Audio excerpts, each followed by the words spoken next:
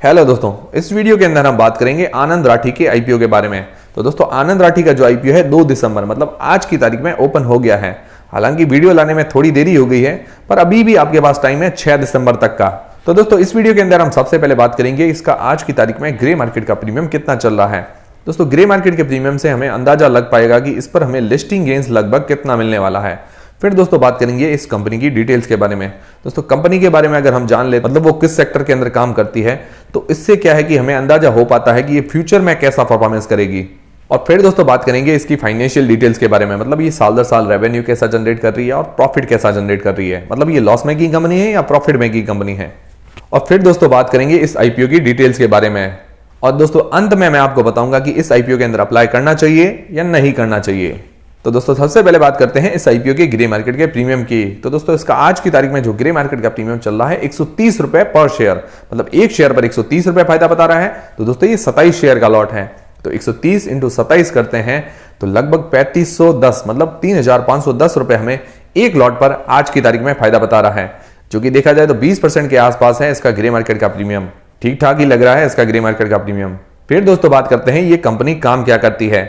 तो दोस्तों ये आनंद राठी जो कंपनी है वेल्थ मैनेजमेंट कंपनी है, मतलब सिंपली भाषा में बताऊं कि लोगों के जो पैसे हैं वो मैनेज करती है, उनको रिटर्न लाके देती है, उसके बदले में जो कुछ फीस है वो चार्ज करती है, उससे इसकी जो अर्निंग होती है।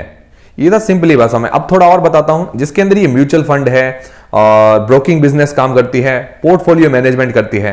ब्रोकिंग बिजनेस मतलब दोस्तों एंजल ब्रोकिंग है, अपस्टॉक्स, जीरोधा वगैरह जो ब्रोकिंग बिजनेस करते हैं, तो उस तरह की भी ये काम करती है। हालांकि वो बिजनेस का थोड़ा छोटा है, बाकी जो इसका मेन बिजनेस है पोर्टफोलियो वगैरह मैनेज करके देती है, म्यूचुअल फंड्स वगैरह है। और ये टॉप 3 के अंदर आती है जो नॉन बैंक वेल्थ मैनेजमेंट कंपनियां हैं। अब non bank wealth management company और बैंकिंग वेल्थ मैनेजमेंट कंपनियां क्या होती है दोस्तों, आपने नाम सुना होगा एसबीआई एसेट मैनेजमेंट कंपनी, जिसके अंदर एसबीआई अपनी म्यूचुअल फंड्स की स्कीम वगैरह निकालती है, मतलब वो भी वेल्थ मैनेज करती है। तो आईसीआईसीआई का सुना होगा, एचडीएफसी का सुना होगा। ये सारी जो कंपनियां हैं बैंकिंग वेल्थ मैनेजमेंट कंपनियां हैं। और जो आनंद राठी है non banking wealth management company है। तो ये चीज आपको ध्यान में रखनी है। और ये non bank wealth management company के अंदर तीसरे नंबर पर आती है। तो अब दोस्तों ये कैसी कैसी सर्विस प्रोवाइड करवाती है, तो पहला तो है प्राइवेट वेल्थ, दूसरा है डिजिटल वेल्थ, तीसरा है ओएफए ओमनी फाइनेंशियल एडवाइजर। तो पहला तो है प्राइवेट वेल्थ, जिसके अंदर एचएनआईज और अल्ट्रा एचएनआईज जो होते हैं, मतलब 5 करोड़ से लेकर 50 करोड़ के जो इसके ग्राहक होते हैं, मतलब जिन कस्टमर को अपना इतना पैसा मैनेज करना होता है, मतलब उनको अच्छी स्कीम्स के अंदर लगाना होता है और उनको अच्छा रिटर्न चाहिए होता है, तो वो इनको मैनेज करके देती है और उनके बदले में इनसे फीस चार्ज करती है। तो प्राइवेट वेल्थ के अंदर जो इसका AUM है, मतलब एसेट अंडर मैनेजमेंट है, 31 मार्च 2021 तक लगभग 29 से 30 हजार करोड़ रुपए के आसपास। तो लगभग ये 30 हजार करोड़ रुपए के आसपास का एसेट अपने अंडर में मैनेज करती है। देखा जाए तो अच्छे आंकड़े हैं। और एसबीआई का जो AUM है, मतलब एसेट अंडर मैनेजमेंट है, लगभग 6 लाख करोड़ रुपए के आसपास का। एसबीआई वैसे बैंकिंग वेल्थ मैनेजमेंट कंपनी है और आनंद राठी जो है non banking wealth management company है। फिर दोस्तों दूसरा आता है डिजिटल वेल्थ, जिसके अंदर 1 लाख से लेकर 50 लाख तक का सेगमेंट है। तो दोस्तों इसका तो ज्यादातर फोकस है एचएनआईज और अल्ट्रा एचएनआईज पर, मतलब 5 करोड़ से लेकर 50 करोड़ तक के जो ग्राहक हैं उस पर इसका ज्यादा फोकस है और वहां से ही इसकी सबसे ज्यादा इनकम होती है। तो अब दोस्तों मुझे लगता है कि अब काफी हद तक समझ गए होंगे कि ये कंपनी काम क्या करती है। देखिए दोस्तों, इस कंपनी का फ्यूचर तो अच्छा है, मतलब अभी जो सारी वेल्थ मैनेजमेंट की कंपनियां हैं, जो शेयर मार्केट रिलेटेड जो भी कंपनियां हैं, वो सभी कंपनियां अभी ज्यादा ग्रोथ कर रही है, क्योंकि मार्केट अभी बुलिश है। तो सारी कंपनियां इसका फायदा उठा रही है और इसका फ्यूचर भी 3-4 साल तक अच्छा ही रहने वाला है। और फिर दोस्तों बात करते हैं इसके फाइनेंशियल्स की, मतलब ये साल दर साल कैसा प्रॉफिट और रेवेन्यू जनरेट कर रही है। तो दोस्तों बात करें इसके टोटल एसेट्स की, तो 2019 से लेकर 2020 तक इसके जो एसेट्स हैं वो बढ़े हैं। फिर दोस्तों 2021 के अंदर जो इसके एसेट्स हैं वो घट गए हैं और 31 मार्च 2021 की बात करें तो इसके एसेट्स वापस थोड़े बढ़ गए हैं। मतलब जो इसके अभी टोटल एसेट्स हैं वो स्थिर है, मतलब ग्रोथ ज्यादा नहीं कर रहे हैं। फिर दोस्तों रेवेन्यू की बात करें तो रेवेन्यू के अंदर भी सेम पैटर्न है, उसके अंदर भी ज्यादा ग्रोथ नहीं है, मतलब ना ज्यादा बढ़ा है ना घटा है, एक स्थिर है। मतलब जो कोई भी कंपनी होती है उसके रेवेन्यू के अंदर लगातार अच्छी ग्रोथ होनी चाहिए। जैसे मैंने आपको पिछला आईपीओ बताया था टेगा इंडस्ट्रीज के अंदर, उसके रेवेन्यू के अंदर ग्रोथ काफी अच्छी थी, प्रॉफिट के अंदर भी काफी अच्छी ग्रोथ थी। फिर दोस्तों प्रॉफिट आफ्टर टैक्स की बात करें तो 2019 के अंदर जो इसका प्रॉफिट है 58.4 करोड़ रुपए का, जो कि 2020 के अंदर बढ़कर हो गया 61.6 करोड़ रुपए का। और वहीं 2021 के अंदर इसका जो प्रॉफिट हो गया 45 करोड़ रुपए का। अब प्रॉफिट के अंदर भी सेम ही पैटर्न चल रहा है, मतलब प्रॉफिट स्थिर है पर ग्रोथ नहीं नजर आ रही है। और 31 अगस्त 2021 तक जो इसका नेट प्रॉफिट है लगभग 51 करोड़ रुपए का, मतलब फाइनेंशियल ईयर 2022 के अंदर मुझे लगता है इसका जो प्रॉफिट है वो अच्छा होने वाला है। पर अभी की जो कंडीशंस देखें तो इसके फाइनेंशियल स्थिर नजर आ रहे हैं। पर मार्केट अभी बहुत ज्यादा बुलिश है। इस हिसाब से देखा जाए तो इस कंपनी की ग्रोथ काफी अच्छी होनी चाहिए, पर इस कंपनी के फाइनेंशियल अभी स्थिर नजर आ रहे हैं, जो कि सोचने वाली बात है। तो मुझे इस कंपनी के जो फाइनेंशियल है वो ठीक ठाक ही नजर आ रहे हैं, मतलब ना ज्यादा जबरदस्त है और ना ही ज्यादा डाउन है। और दोस्तों बात करें 2020-21 की, तो जिसका अर्निंग पर शेयर लगभग 11.02 का, और इसका जो रिटर्न ऑन नेटवर्थ है 18.68% का, 15% से ऊपर है तो ठीक ठीक ही माना जाएगा। और बात करें दोस्तों इसके पीई रेशियो की, तो इसका जो पीई रेशियो चल रहा है 50.73 का, और जो इसका पीयर कंपटीटर है IIFL, उसका लगभग जो पीई चल रहा है 35 के आसपास। और दोस्तों इसका जो सेक्टर का पीई है लगभग 27 का।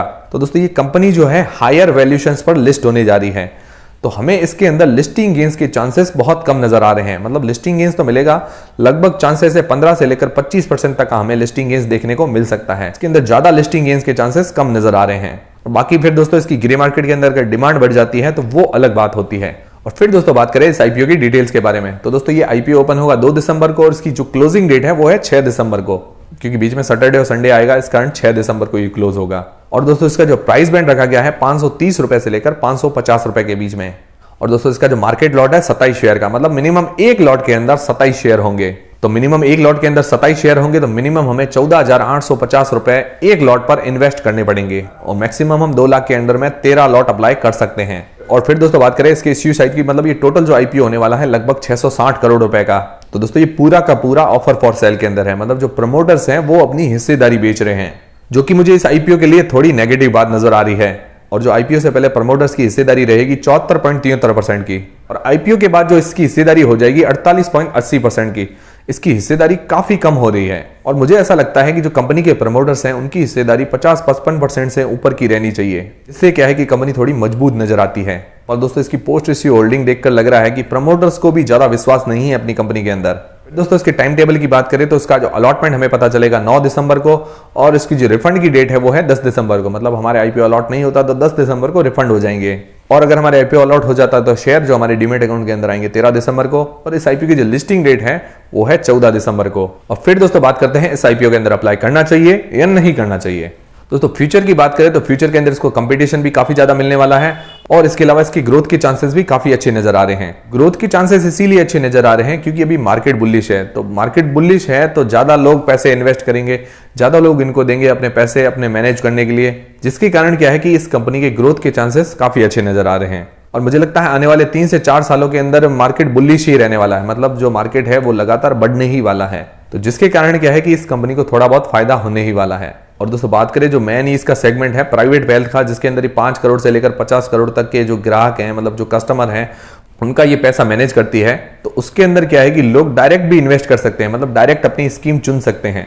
इसका भी खतरा फ्यूचर के अंदर रह सकता है, मतलब जो अभी ये काफी सारे लोगों के पोर्टफोलियो मैनेज करती है और उनसे ये फीस चार्ज करती है, तो मान लो अगर फ्यूचर के अंदर वो डायरेक्ट इन्वेस्ट करने लग जाए या डायरेक्ट स्कीम सेलेक्ट करने लग जाए तो इनके लिए थोड़ा बहुत खतरा हो सकता है। और दोस्तों इसके फाइनेंशियल्स की बात करें तो फाइनेंशियल्स के अच्छे हैं, स्थिर हैं, पर ग्रोथ नहीं नजर आ रही इसके अंदर, मतलब जो ग्रोथ होती है वो अभी तक नजर नहीं आ रही है।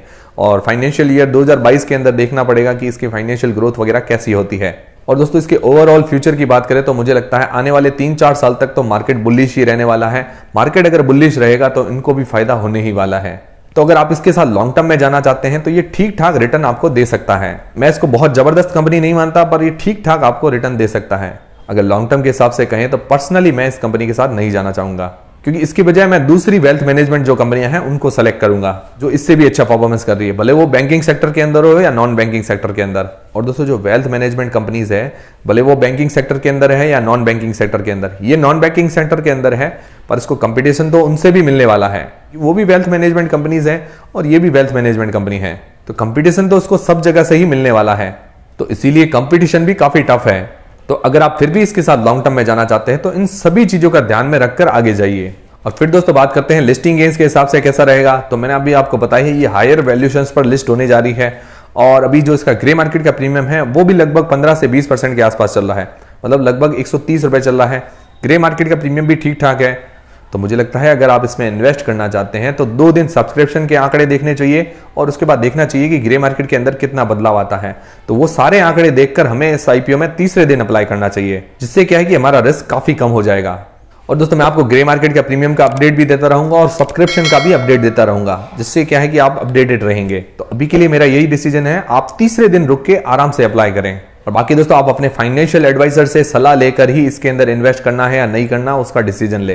तो दोस्तों ये वीडियो देखने के बाद क्या इस आईपीओ में आप अप्लाई करेंगे या नहीं करेंगे, और दोस्तों आप इस आईपीओ में अप्लाई करने वाले हो तो लिस्टिंग गेन्स के हिसाब से अप्लाई करने वाले हो या लॉन्ग टर्म के हिसाब से, मुझे कमेंट करके जरूर बताएं। तो दोस्तों हमारी जानकारी अगर आपको पसंद आई है तो वीडियो को लाइक जरूर करें और दोस्तों चैनल को सब्सक्राइब कर लें। मिलते हैं दोस्तों नेक्स्ट वीडियोस के अंदर।